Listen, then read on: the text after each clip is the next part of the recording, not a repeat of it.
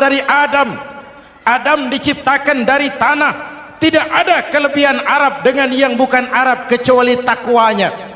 Jauh sebelum Amerika mencanangkan bahwa semua manusia dilahirkan sama, that all men are created equal. Jauh sebelum itu Islam sudah membebaskan manusia dari ras diskriminasi.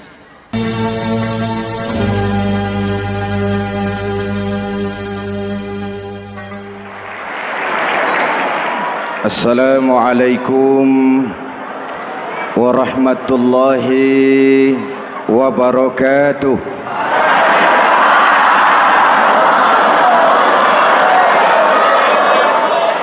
Alhamdulillahi rabbil alamin, wassalatu wassalamu ala ashrafil mursalin, sayyidina wa maulana Muhammadin wa ala alihi wa sahbihi ajmain, amma ba'du. Para ulama yang saya muliakan, hadirin hadirat ma'asyiral muslimin yang saya cintai, banyak kita alami perubahan-perubahan yang terjadi, baik perubahan yang menyangkut sosial budaya, lebih-lebih yang menyangkut sosial politik. Yang tidak banyak mengalami perubahan adalah sosial ekonomi. Bahkan angka kemiskinan kita naik menjadi 3/5 dari total penduduk kita hidup di bawah garis kemiskinan, dan 20% diantaranya miskin mutlak. Perubahan-perubahan yang terjadi menyadarkan kita kepada kebenaran Al-Quran ketika Allah menyatakan wa tilkal ayyamu nudawiluha bainan nas. Hari itu kami putar di antara manusia. Ada saat datang, ada waktu pergi. Ada hari lahir, ada saat kembali, ada waktu dilantik, ada saat menyerahkan jabatan. Hari kami putar di antara manusia dan hidup cuma sekadar menunggu giliran. Soalnya kemudian di tengah perubahan-perubahan yang terjadi begitu cepat, what must we do now?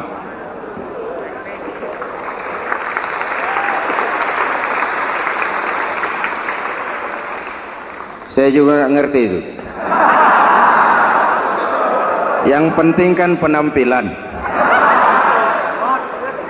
Saudara-saudara kaum muslimin di seluruh tanah air, jadi pemimpin adalah pelayan bagi orang yang dipimpinnya. Okelah, perbaikan ekonomi, pembukaan lapangan kerja baru kita serahkan kepada pemerintah, karena kita percaya mereka orang-orang terpilih belaka yang dipilih dengan kepercayaan akan mampu membawa rakyat keluar dari kesulitan. Amin. Tugas kita sekarang di zaman susah meluruskan akidah. Jangan sampai mbah dukun yang naik ke permukaan. Betul? Islam misinya yang pertama membebaskan manusia dari kemusyrikan. 13 tahun Rasul berjuang di Mekah, menanamkan akidah, meluruskan keyakinan, membentuk iman. 13 tahun membebaskan manusia dari belenggu kemusyrikan. 13 tahun menanamkan la ilaha illallah Muhammadur Rasul dengan seluruh konsekuensinya. Kalau saya yakin tidak ada Tuhan selain Allah, saya tidak akan minta tolong kecuali hanya kepada Allah. Saya tidak akan pernah takut kecuali hanya kepada Allah. Saya tidak akan menggantungkan hidup kecuali hanya kepada Allah.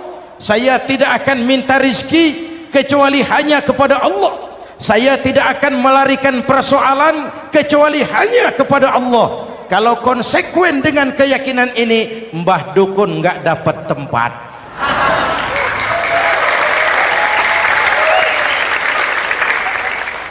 Akur? Ayo lihat secara sederhana. Saya sandaran di tiang, tiangnya ambruk, sayanya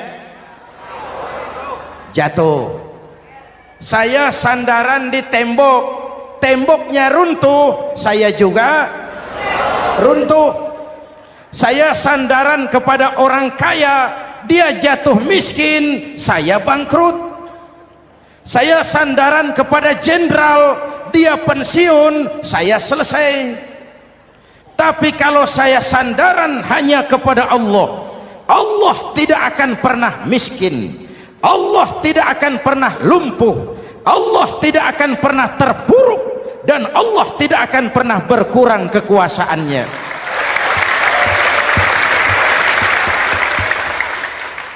Maka umat Islam, sesulit apapun zaman yang kita hadapi, Allah juga tempat kita bersandar.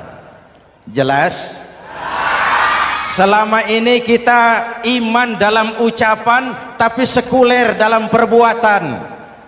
Di masjid ada Allah, di kantor Allah tidak ada, maka korupsi merajalela.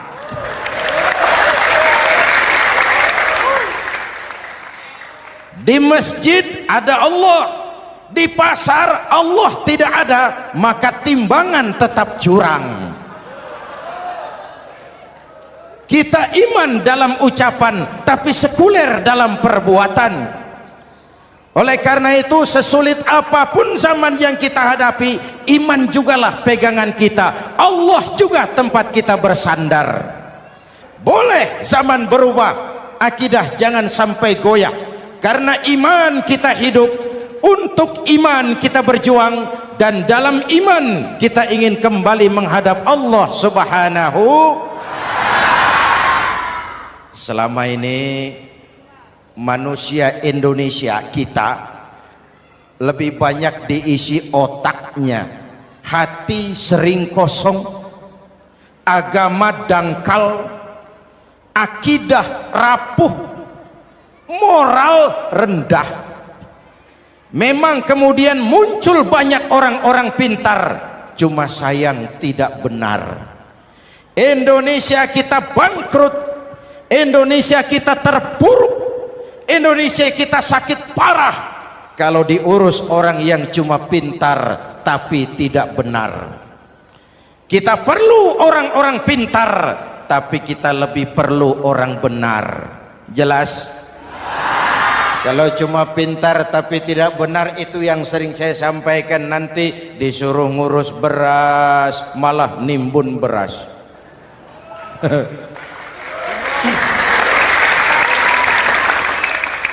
Disuruh ngurus laut malah jadi bajak laut.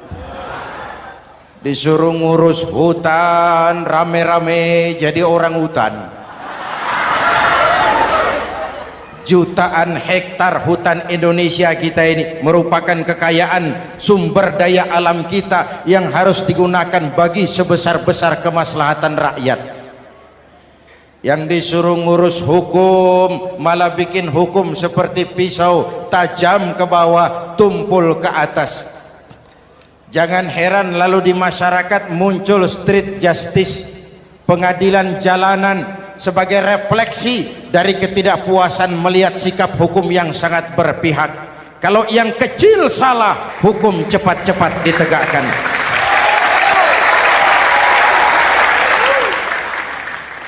Lihat saja sekarang ini, kalau orang terkenal banyak uang punya masalah, antri yang bela. Betul? Tapi saudara lihat si Marsinah di Jawa Timur, si Sengkon dan Karta di Jawa Barat, si Udin Bernas wartawan Jogja terseok-seok mencari keadilan, sampai hari ini urusannya masih remeng-remeng. kenapa bisa begitu? Jawabannya sederhana, tidak ada fulus. Ada fulus mulus, tidak ada fulus manfus. Betul? Jangan sampai para penegak hukum kita terjebak pada lagu baru, maju tak gentar membela yang bayar. Biar bertentangan dengan nurani, biar bertentangan dengan public opini, biar bertentangan dengan rasa keadilan. Siapa yang bayar, itulah majikan. Mau benar atau salah, belain terus. Kalau seperti inilah hukum kita, mafioso keadilan akan tetap gentayangan. Hadirin yang saya hormati, 13 tahun beliau berjuang di Mekah, meluruskan keyakinan, memantapkan akidah, meneguhkan iman. Dari situ segalanya dimulai, dan ke situ segalanya akan menuju. Intan paling mahal, mutiara paling berharga, tidak lain adalah nilai-nilai keimanan. Kalau itu sudah tergadai, apalagi yang bisa kita banggakan dalam kehidupan ini? Kita merasa harta kita berharga, belum ada artinya ketimbang iman. Kedudukan kita punya nilai pun belum ada artinya ketimbang dengan nilai-nilai keimanan. Itu intan paling mahal, itu mutiara paling berharga. Harta baru ada manfaatnya kalau dilandasi dengan iman. Jabatan dan kedudukan baru terasa gunanya kalau dilandasi dengan keimanan. Kalau jabatan lepas dari iman, yang akan lahir Fir'aun baru. Jelas? Kalau harta terlepas dari iman, yang akan muncul adalah konglomerat korun. Kalau ilmu pengetahuan terlepas dari nilai dasar keimanan, maka yang akan muncul adalah ilmuwan pelacur yang menyalahkan yang benar, membenarkan yang salah untuk kepentingan pribadi. Dan kondisi seperti itu tidak akan membuat kita makin sehat. Oleh karena itu, pada kesempatan ini, pesan pertama saya, menghadapi zaman susah, tetap jaga akidah, tetap pelihara keyakinan. Kesulitan bukan untuk ditakuti, untuk diatasi. Hidup adalah kerja keras, bukan keajaiban. Perubahan tidak akan datang hanya dengan simsalabim abragadabra. Perubahan tidak akan muncul hanya dengan berandai-andai. Perubahan tidak akan turun dari langit seperti turunnya embun di waktu malam. Perubahan adalah kerja keras, sehingga Al-Quran membimbing kita, innallaha la yughayyiru ma biqaumin hatta yughayyiru ma bi anfusihim. Allah tidak akan mengubah keadaan suatu bangsa kalau mereka tidak mau mengubah apa yang ada di dalam diri mereka. Yang ada di dalam diri itu rule of thinking, state of mind, cara kita berpikir, cara kita memandang kehidupan, cara kita mengatasi persoalan. Hadirin yang saya hormati, inilah iman. Berangkat dari ini kita menyadari ini ujian buat kita rakyat. Dan kita rakyat Indonesia ini kalau sama susah sih sudah kenyang. Ya Pak? Ya Pak? Kita ini sebagai bangsa mengalami apa yang disebut oleh Bung Karno up and down, naik turun, timbul tenggelam, pasang surut. 350 tahun dijajah oleh Belanda, kita susah. Berangkat Belanda masuk Jepang, susah lagi. Pergi Jepang, datang nikah, susah lagi. Lalu kita merdeka, dirongrong oleh berbagai pemberontakan, susah lagi. Makan bulgur, antri minyak. Lalu PKI berontak, susah lagi. Muncul orde baru, lama-lama susah lagi. Orde baru selesai, naik reformasi, mulai repot nasi, susah lagi.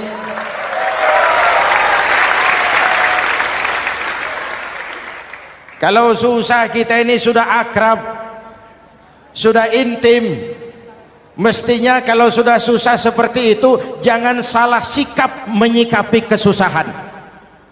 Jangan sampai kita potong kompas, ambil jalan pintas, terjebak menghalalkan segala cara. Itu tidak akan menguntungkan, itu tidak akan menyelesaikan. Kalaupun selesai nampaknya penyelesaian sesaat, dan penyelesaian sesaat bukan penyelesaian yang sebenarnya. Karena itu tetaplah dalam koridor keimanan. Boleh zaman berubah, akidah jangan sampai goyah. Silahkan masa berganti, tapi keyakinan jangan mati. Sekali la ilaha illallah sampai tetes darah paling penghabisan, tetap la ilaha illallah. Sanggup? 3 orang. Sanggup? 21. Sanggup?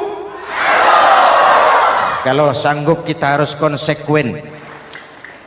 Saudara-saudara di seluruh tanah air, misi yang kedua dari Islam setelah membebaskan manusia dari kemusyrikan, membebaskan manusia dari ras diskriminasi, mengikat manusia dengan tali akidah. Sebelum Islam datang, manusia dibedakan oleh warna kulit, manusia dibedakan oleh faktor keturunan, manusia dibedakan oleh faktor harta dan benda. Adalah Rasul yang mengajarkan, innallaha la yanzuru ila suwarikum wala ila amwalikum walakin yanzuru ila qulubikum wa a'malikum. Allah tidak melihat potonganmu, Allah tidak melihat hartamu. Yang Allah lihat itu adalah hatimu dan amal perbuatanmu.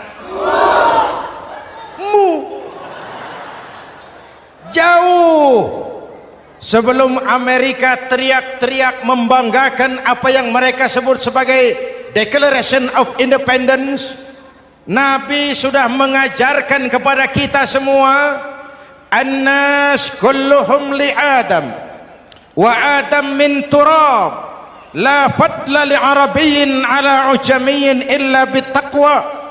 Seluruh manusia berasal dari Adam. Adam diciptakan dari tanah. Tidak ada kelebihan Arab dengan yang bukan Arab kecuali takwanya.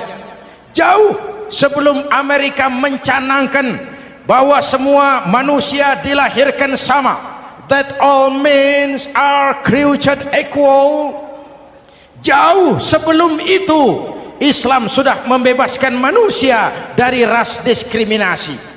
Apa dalam konteks kekinian menghadapi zaman susah tetap jaga kerukunan?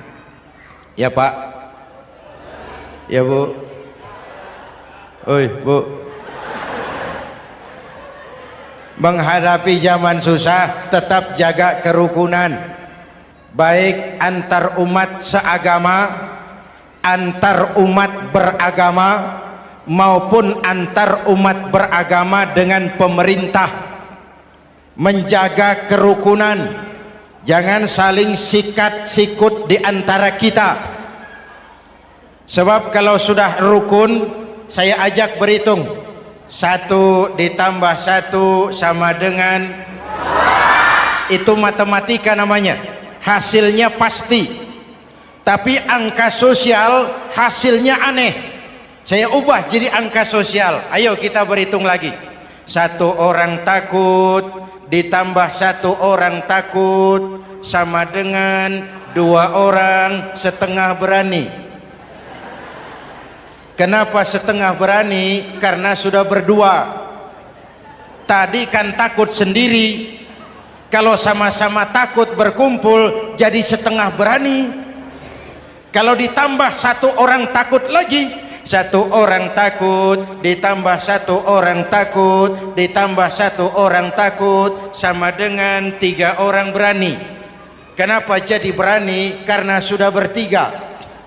Kita yang lemah kita yang marginal, kita yang dikucilkan, bahkan kita yang dilecehkan. Kalau mau rukun, kita akan kuat dan tidak bakal dipermainkan orang.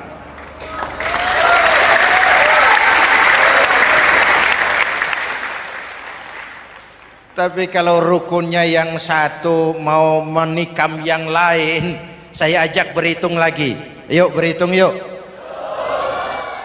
1 ekor ayam ditambah 1 ekor musang sama dengan 1 ekor musang. Kemana ayamnya? Dimakan musang. Betul nggak nih hitungan?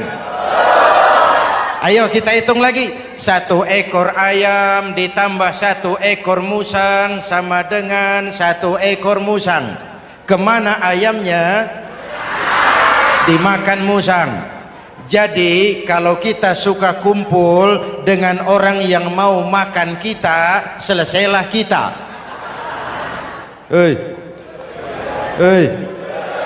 Maka kalau merasa kita ini ayam, yuk kumpul sama-sama ayam, pulang ke kandang ayam. Kalau ada ayam kumpul ke kandang musang, itu namanya ayam minum baygon. Jelas? Menjaga kerukunan. Pertama, antar umat seagama, sesama muslim harus saling menjaga, harus saling memelihara. Baik dia muslim yang jadi kapolri, baik dia muslim yang jadi kasat, baik dia muslim yang jadi pengusaha, baik dia muslim yang jadi petani, nelayan, guru, semua komit menjaga semangat kebersamaan, rukun antar umat seagama. Jelas? Jelas?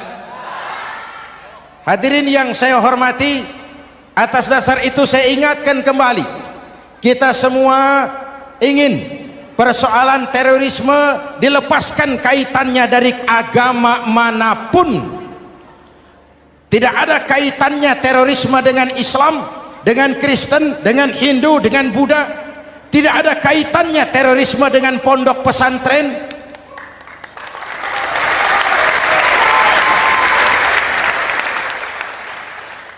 Jangan sampai pesantren jadi kambing hitam. Karena sejak zaman penjajahan, pesantren sudah terbukti memberikan kontribusi bagi perjuangan memerdekakan rakyat Indonesia. Rukun antar umat seagama. Yang kedua, rukun antar umat beragama. Islam ini rahmatan lil alamin. Jangankan manusia walaupun berbeda agama, binatang saja dihormati. Ada hadis, fa iza zabahtum fa ahsinuz zibhata. Kalau kamu menyembelih hewan, sembelihlah dengan cara yang terbaik. Jangan menyembelih ayam dengan pisau tumpul. Itu namanya tidak berperi kebinatangan. Yang kecil lagi, saudara buka babul istinja, makruh buang air kecil di tanah yang berlubang. Sebab apa? Pertama, menjaga kesehatan. Siapa tahu di lubang yang saudara buang air kecil itu ada gas beracun. Kalau tidak, melindungi binatang yang ada di dalam lubang. Siapa tahu di lubang yang saudara buang air kecil itu ada semut sedang rapat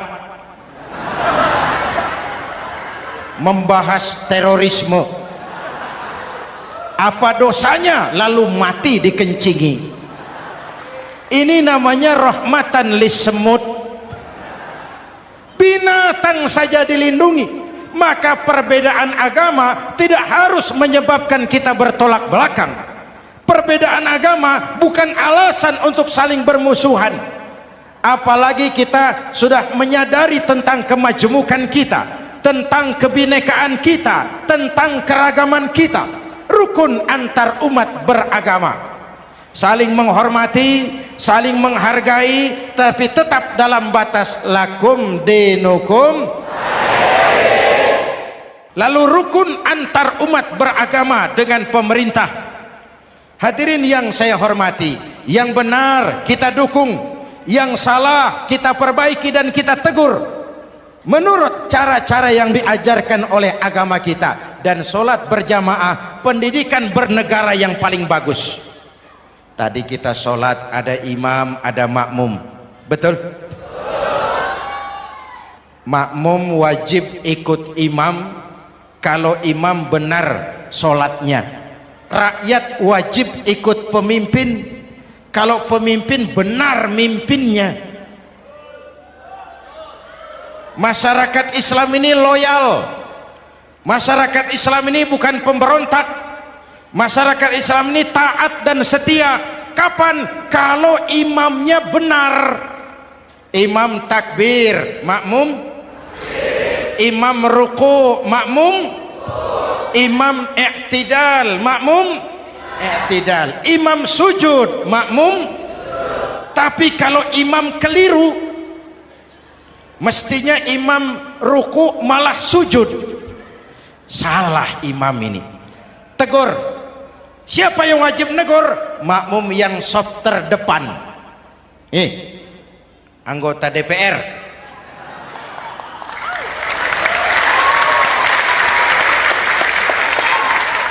Ini wakil-wakil makmum ini, saf di depan ini. Kalau imam keliru mereka paling tahu.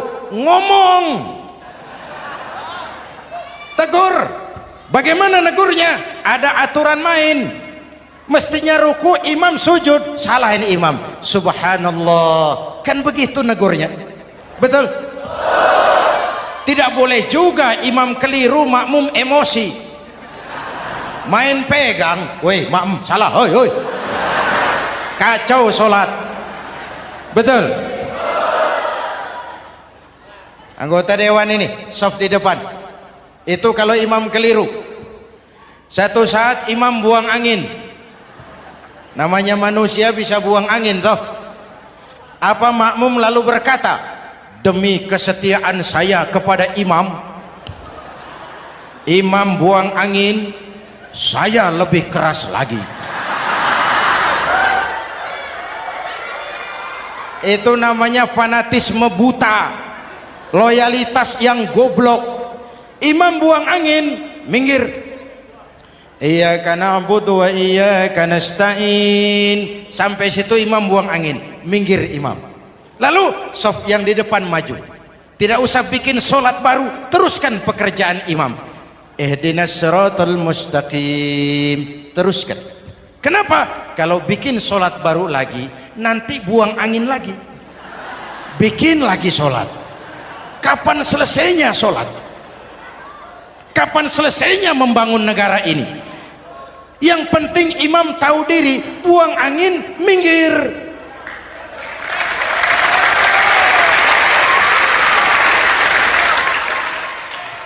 Ini kacaunya sholat berjamaah kita sekarang. Kacaunya negeri kita sekarang. Banyak imam sudah buang angin, gengsi. Diam aja merasa nggak punya salah. Dikasih tahu sama makmum, imam tadi buang angin ya, malah jawab sedikit. Apa kalau sedikit lalu tidak batal sholat itu? Mekanisme kehidupan sosial yang diatur lewat tuntunan sholat berjamaah, sehingga Nabi berpesan, kun imaman muta'an au ma'muman muti'an fala takun thalisan jazu'a. Kalau jadi pemimpin, jadilah pemimpin yang ditaati. Kalau jadi makmum, jadilah makmum yang mentaati. Jangan jadi golongan ketiga pemecah belah. Di depan tidak jalan, di belakang takut, ditaruh yang di tengah, di depan didorong, yang belakang ditendang. Ini namanya biang kerok. Saudara-saudara, dari uraian singkat ini saya ambil beberapa catatan pokok. Pertama, kalau ada intan paling mahal, kalau ada mutiara paling berharga dalam hidup kita, itu tidak lain adalah karena keyakinan. Hidup jadi indah, hidup jadi berharga, hidup jadi berarti kalau didasari atas sebuah keyakinan. Dan keyakinan itu tidak lain adalah nilai iman kita, akidah kita kepada Allah Subhanahu wa taala. Yang kedua, tetap menjaga kerukunan. Sesulit apapun zaman yang kita hadapi, kita tetap harus menjaga semangat kebersamaan.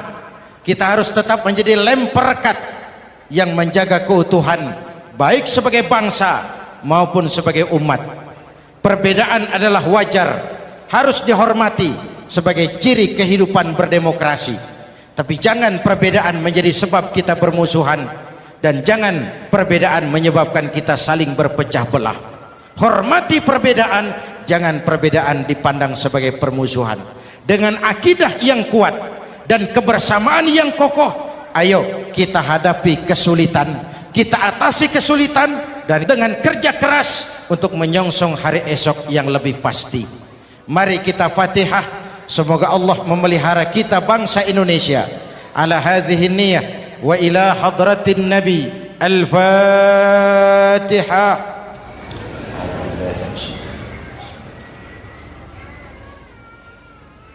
Iyyaka na'budu wa iyyaka nasta'in. Ihdinas siratal mustaqim. Siratal ladzina an'amta 'alaihim. Bismillahirrahmanirrahim. Amin. Alhamdulillahi rabbil alamin. Allahumma salli wa sallim mubarak ala sayyidina Muhammadin wa ala alihi wa sahbihi ajma'in. Allahumma rabbana taqabbal minna salatana wa siyamana wa qiyamana wa takhassu'ana wa ta'abbudana wa tammim taksirana ya arhamar rahimin. Allahumma aslih man fi salahihi salahul muslimin. Allahumma ahlik man fi halakihi salahul muslimin. Allahumma rabbana la tu'akhizna in nasina aw akhtana. Rabbana wa la tahmil alaina isran kama hamaltahu ala alladhina min qablina. Rabbana wa la tuhammilna ma la taqata lana bih wa'fu 'anna waghfir lana warhamna anta maulana fansurna 'alal qaumil kafirin. Allahumma ij'alna minas su'ada'il maqbulin wa la taj'alna minal ashqiya'il mardudin. Afdalu ma qultuhu ana wan nabiyyuna min qabli. La ilaha illallah.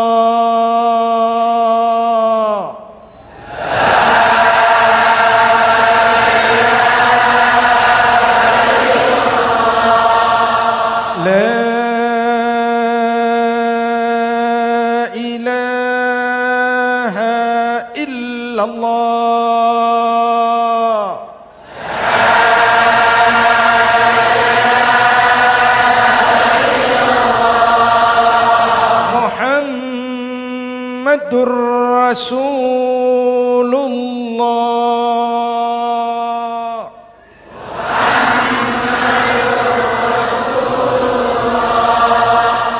sallallahu alaihi wa alihi wa sallam. Kalimatu haqqin 'alaiha nahya wa 'alaiha namut wa 'alaiha wa biha nub'atsu insyaallah minal aminin minal aminin minal aminin rahmatika ya arhamar rahimin. Sallallahu ala sayyidina Muhammad wa ala alihi wa sahbihi ajma'in.